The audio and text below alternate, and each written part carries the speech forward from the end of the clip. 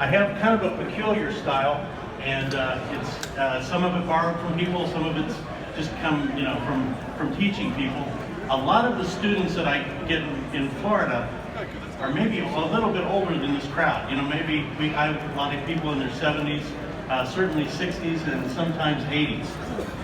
What I've noticed is that once you've had rotator cuff surgery, once you've had elbow surgery, you really don't want to have it again. And I used to cast pretty much like everyone else, and I had a lot of movement in my arm. I started coaching older guys, and they couldn't, you know, they just didn't have it. So I mimicked that. It's like, okay, well, if I had this guy's range of motion, if I couldn't raise my hand, how would I cast? And as I practiced and put myself in that position, my casting got better. It improved. It got more accurate. And distance helped. So that's sort of the style that I've come up with.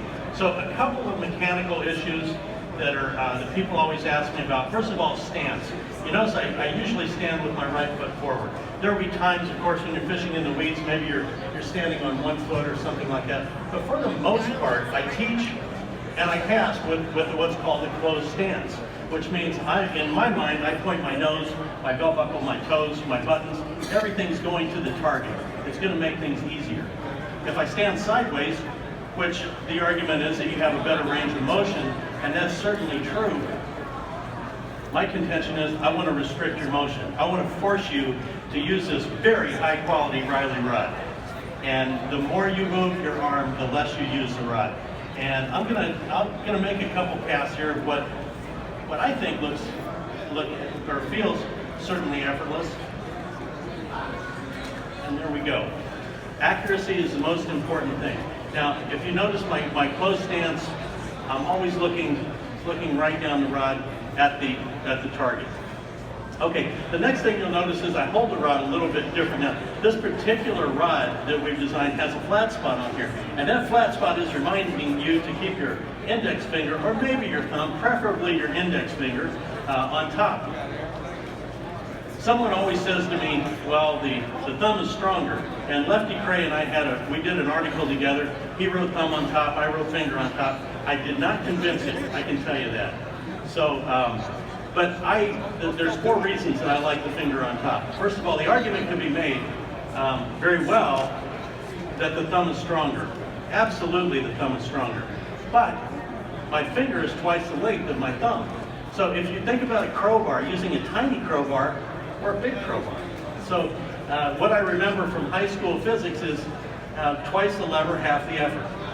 So I want you to watch my finger, and I'm going to get actually more power with my index finger than I can with my thumb, with less effort. I mean, you can certainly do it either way, and I'm not saying that there's lots of right ways.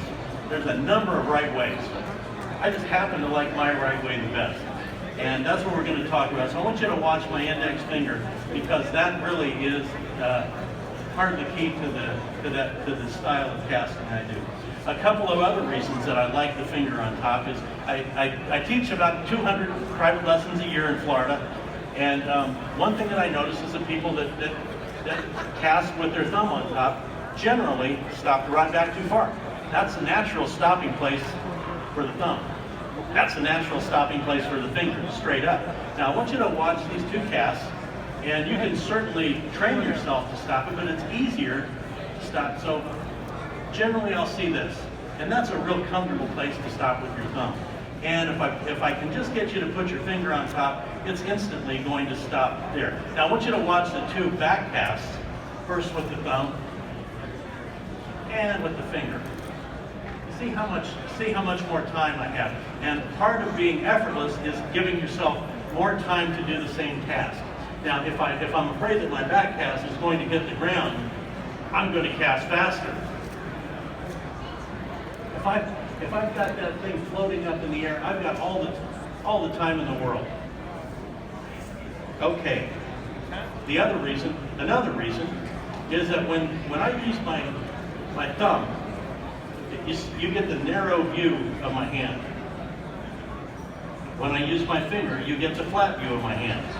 Think of it this way: if I were going to take a hatchet or say a hammer, I would hold it like this, and I'm going to tend to chop down. Now, if I were to push a door open, I'd flatten my hand and push. Flatten my hand and push. On that same note, I'm going to keep my hand in close. I'm going to make a cast. I want you to watch where my elbow and my shoulder are. Really good news for anybody that's got shoulder problems, and we're going to get back to that. The other thing with the finger, I believe it adds a bit of accuracy. I've got a longer point, I think, and I can just point at my target. It's always going to go there. I also favor a very vertical cast. In my opinion, there should be able to be 3 or 4 casters out here on the pond. Now, if I cast out to the side, I'm gonna probably wipe about 1/3 of you guys out. I'm standing here.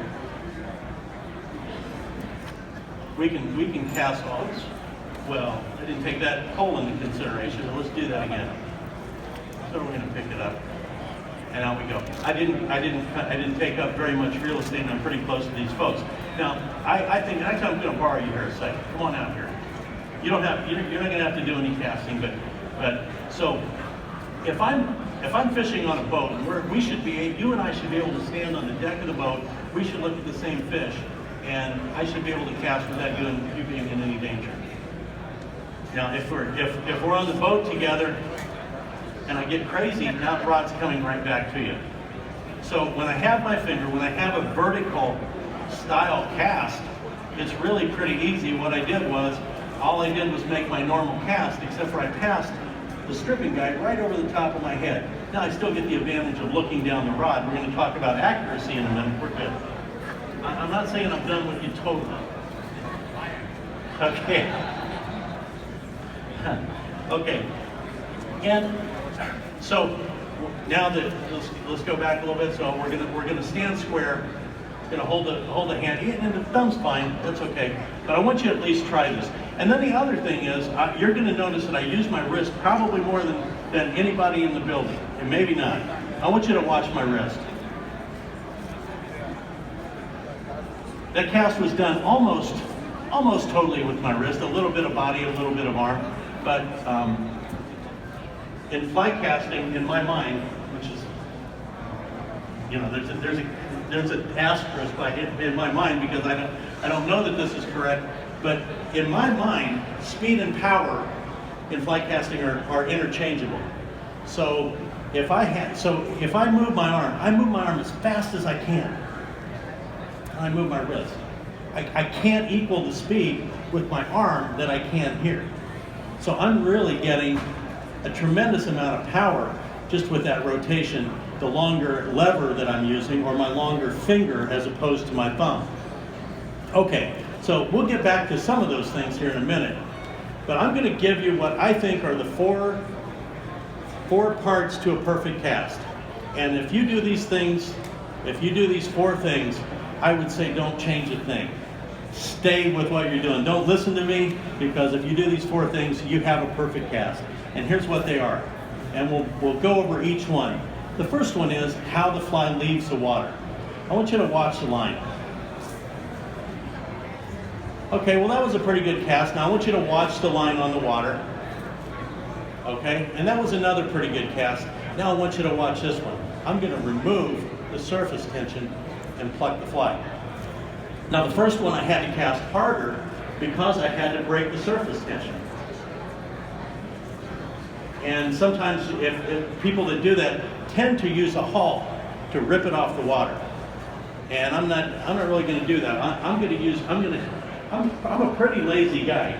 And they always say that if you want to find the easiest way to do something, give it to the laziest person. I'm the laziest person. My wife will tell you that that's absolutely the truth. So I'm gonna lift the line and then pluck the fly. I use the word pluck a lot, and it looks like this.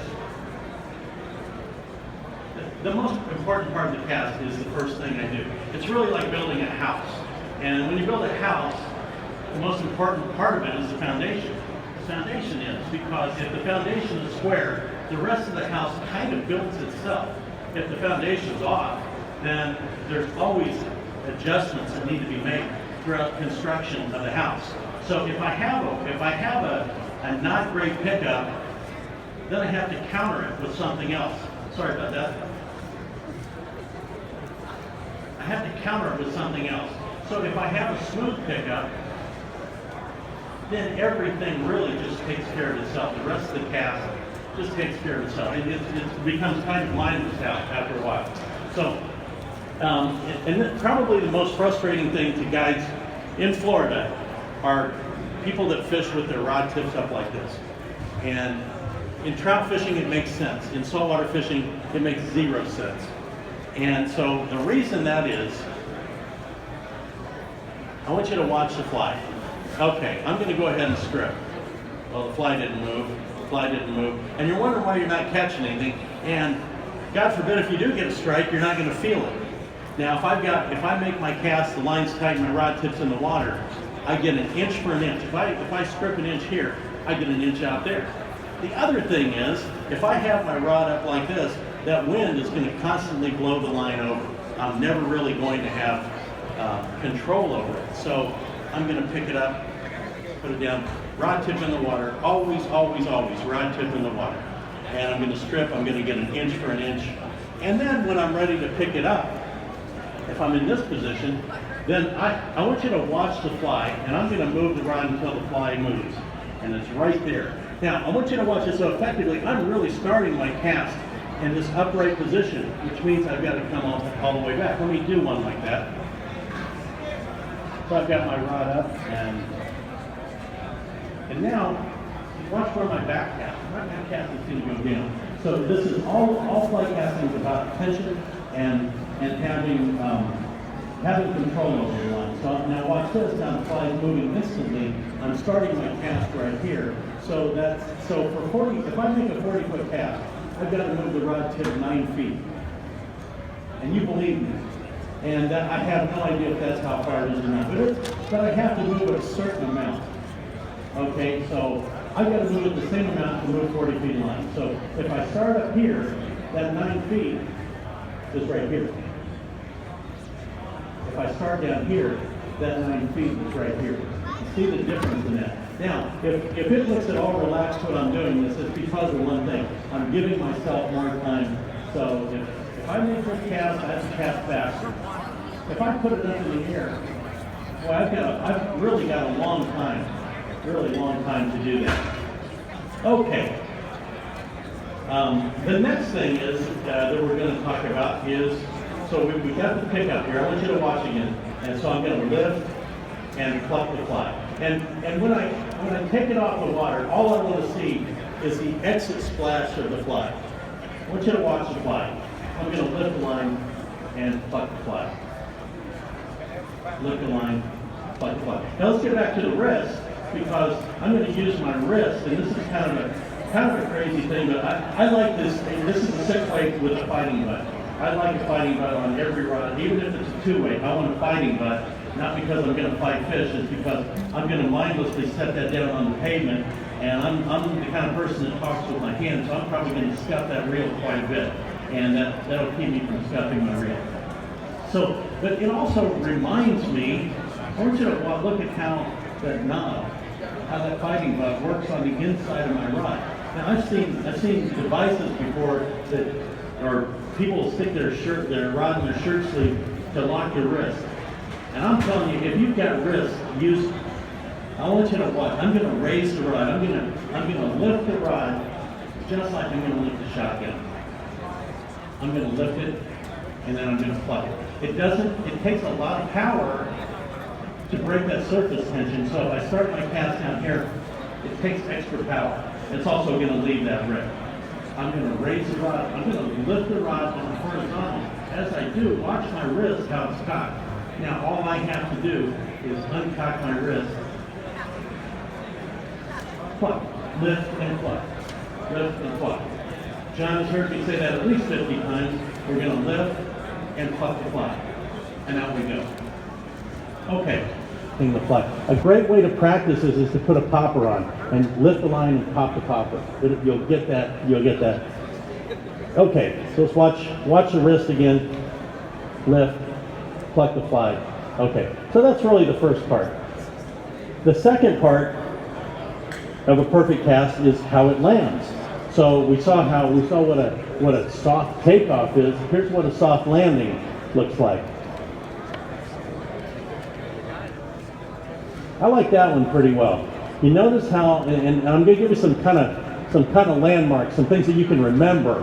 I want you to watch my arm. You remember Sesame Street, how they say brought to you by the letter V? This program is brought to you by the letter V. And here's what I mean by that. If I cast and I make a letter L, if I finish with a letter L in my arm, I want you to watch, the line goes down and hits right. To me, the line should never hit before the flag. I'm going to do it again. I'm going to make a nice capital letter L, the line hits. It was an okay cast. Now I'm going to make a letter V. Now I want you to look at my arm. See the letter V? And then you might think that that's really stopping it pretty high. We'll do that again. I want you to, don't watch the line. I want you to watch my elbow, watch my arm,